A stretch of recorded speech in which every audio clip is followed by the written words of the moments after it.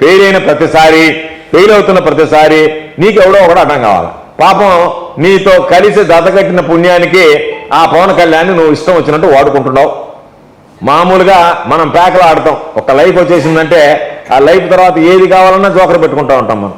ఆ విధంగా నువ్వు అధికారంలోకి వచ్చిన దాకా వాడుకున్నావు. అధికారంలోకి వచ్చిన తర్వాత అతన్ని నిన్న ఏది వచ్చినా సరే పవన్ కళ్యాణ్ వాడుకుంటూ, పవన్ కళ్యాణ్ కుటుంబాన్ని వాళ్ళ కుటుంబ సభ్యులను వాడుకుంటూ, ఇప్పుడు ఏదన్నా ఒక డైవర్షన్ పాలిటిక్స్ కావాలని అనిపించింది అనుకోండి, దానికి నువ్వు సమాధానం చెప్పలేకపోయావు అనుకో, పవన్ కళ్యాణ్ కుటుంబాన్ని వాడేసుకోవడం మొదలుపెట్టావు. పవన్ కళ్యాణ్ ఎన్ని రకాలుగా వాడాలో అన్ని రకాలుగా రాజకీయంగా వాడుకొని వ్యక్తిగతంగా కూడా నువ్వు పరిపాలనాపరమైనటువంటి సమస్యలు వచ్చినా కూడా ఆయన కుటుంబాన్ని తెర మీదకు తీసుకొచ్చి ఆయన దాని మీద మాట్లాడు. పోలీసుల బాధ్యత గురించి మాట్లాడు, సోషల్ మీడియాలో పోస్టుల గురించి మాట్లాడు, లా అండ్ ఆర్డర్ గురించి మాట్లాడు. ఈరోజు నువ్వు వాటి అన్నింటిని పక్కన పెట్టి నువ్వు కులాన్ని గురించి మాట్లాడుతున్నావు, దాని గురించి మాట్లాడుతున్నావు అని ప్రశ్నిస్తా. పవన్ కళ్యాణ్కి సంబంధించినటువంటి దాంట్లో మీరు ముఖ్యమంత్రి, ఆయన డిప్యూటీ సీఎం, ఆయన కుటుంబ సభ్యుల మీద ఎవరన్నా పెట్టారు, మీరు విచారించండి, చర్యలు తీసుకోండి, మాకెవరికి అభ్యంతరం లేదు.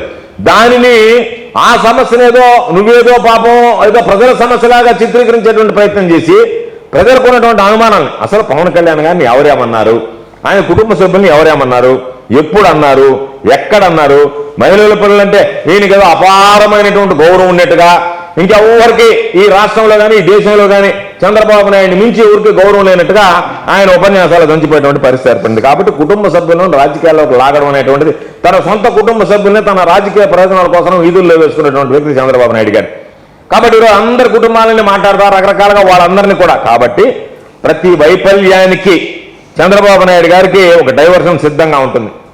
హామీలు అడిగితే జగన్మోహన్ రెడ్డి గారు, ఏదైనా సమస్య వస్తే గత ప్రభుత్వం, రైతులు ఏదైనా సమస్య అడిగితే గత ప్రభుత్వానికి సంబంధించి, మహిళలు ఏదైనా మాట్లాడితే ఆర్థిక పరిస్థితి బాగోలేదు, లా అండ్ ఆర్డర్ గురించి అడిగితే సోషల్ మీడియాలో అటు జరుగుతుంది ఇటు జరుగుతుందని చెప్పి లా అండ్ ఆర్డర్ని పక్కదారి పట్టించేటువంటి పరిస్థితి, సాయి కృష్ణ మీద గురించి జరిగినటువంటి కేసుల గురించి మాట్లాడితే పవన్ కళ్యాణ్ కుటుంబాన్ని తీసుకొచ్చి దాన్ని అక్కడ మధ్యలో పెట్టి డైవర్షన్ పాలిటిక్స్కి సంబంధించి. కాబట్టి ఈ బురదోలుడు డైవర్షన్ పాలిటిక్స్ కోరుకోవటం లేదు.